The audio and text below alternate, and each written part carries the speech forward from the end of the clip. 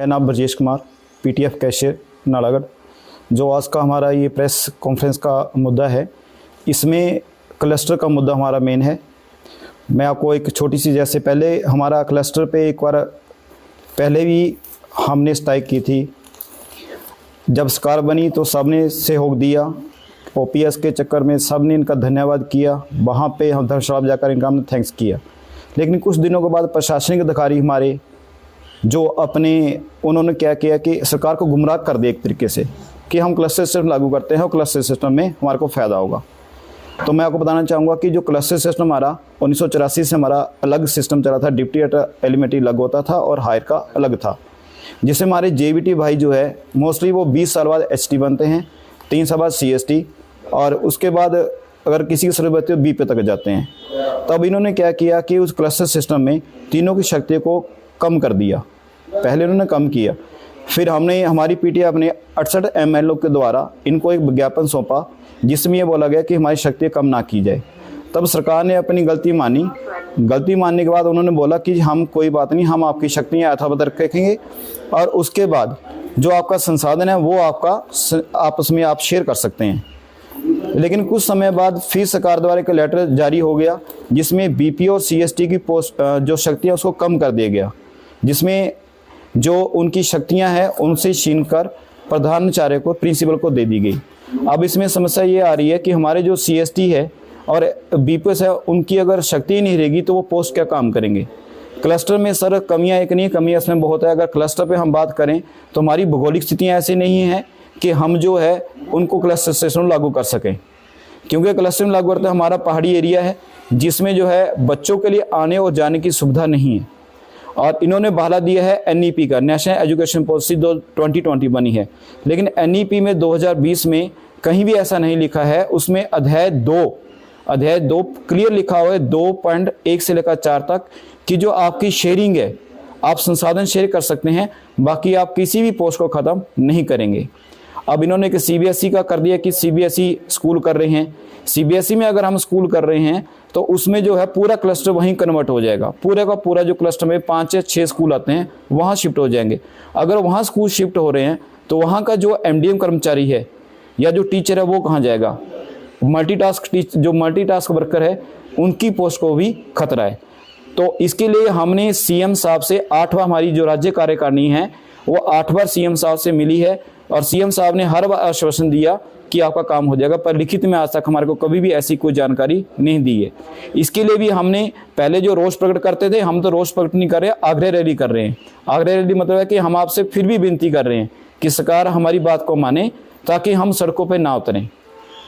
और अगर सरकार इन चीज़ों को नहीं मानती है फिर हमारा राज्य कार्यकारिणी राज्य स्तर पर है उसका धरना होगा।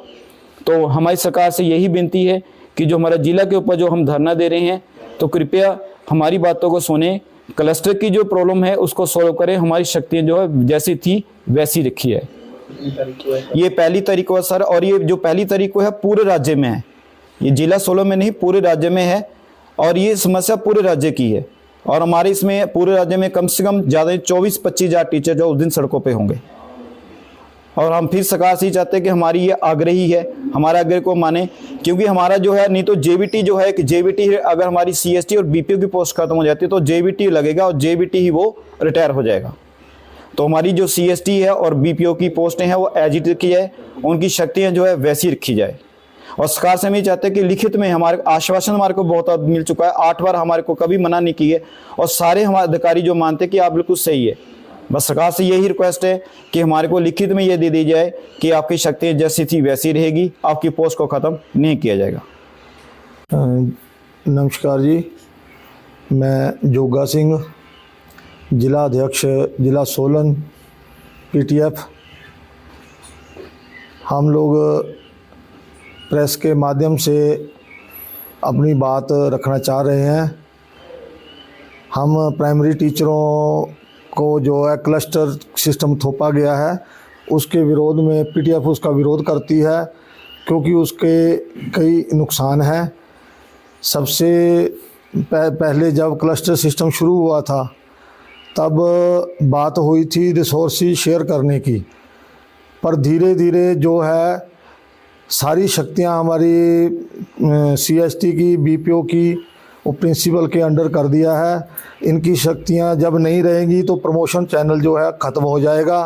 प्रमोशन नहीं होगी तो इस बात का जो है हमारी कैटेगरी पर बहुत बुरा असर पड़ने वाला है। जब सरकार ये नई बनी थी तब हम लोगों ने सीएम श्री सुखविंदर सिंह सुक्खू का धन्यवाद किया था कि उन्होंने ओपीएस लगाई है, पर एक ओपीएस देके बाकी सारा कुछ जो है इन्होंने हमारा बंद कर दिया है। क्लस्टर सिस्टम जो है इसमें पहले जो काम सीएसटी करते थे वो भी प्रिंसिपल के अंडर हो गए हैं। अब जब सीएसटी का काम नहीं रहा और बीपीओ का काम नहीं रहा तो ये प्रमोशन जो है बिल्कुल बंद हो जाएगी, जिसका पीटीएफ विरोध करता है। अब ये जो इन्होंने दूसरा नया शुरू किया है सीबीएसई का, चलो उसका हम स्वागत करते हैं, पर ये लोग जो कर रहे हैं हमारे प्राइमरी टीचरों को सीबीएसई के लिए भेज रहे हैं। स्कूलों में स्टाफ जो है पहले ही है नहीं, जब स्टाफ ही नहीं है तो और स्टाफ कम हो जाएगा। तो जो ये बच्चे पढ़ रहे हैं एचपी बोर्ड से, इनका क्या कसूर है? इनके लिए टीचर पूरे नहीं होंगे तो इसका जो है बहुत ज़्यादा नुकसान होने वाला है। सो पीटीएफ इन सब का बहुत ज़्यादा विरोध करती है। इसके संबंध में हम लोग 1 तारीख को अपना आगरा रैली जिला मुख्यालय में कर रहे हैं, जिसमें सोलन ज़िले से लगभग 1000 टीचर उसमें भाग लेंगे। अगर आगरा रैली से भी कोई मसला हल नहीं हुआ तो हम स्टेट लेवल पे रोष रैली करेंगे और आंदोलन में उतरेंगे। अब इससे आगे जो है बातचीत हमारे खंड के कोषाध्यक्ष श्री ब्रजेश कुमार जी करेंगे। मैं पीटीए प्रधान तेजवीर कौर, ब्लॉक नालागढ़।